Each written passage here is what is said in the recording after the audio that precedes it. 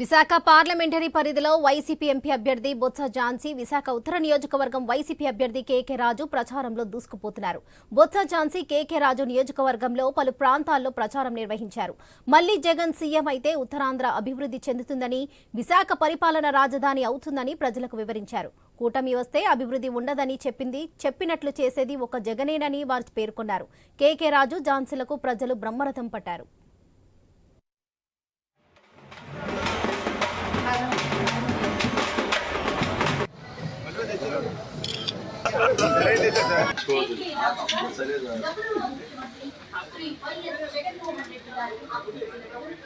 చిన్నగారు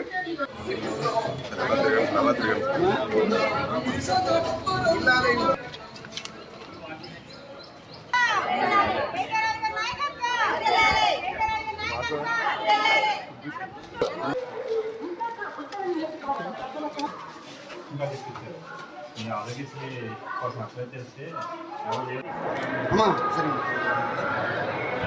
బాబులాల్ గురించి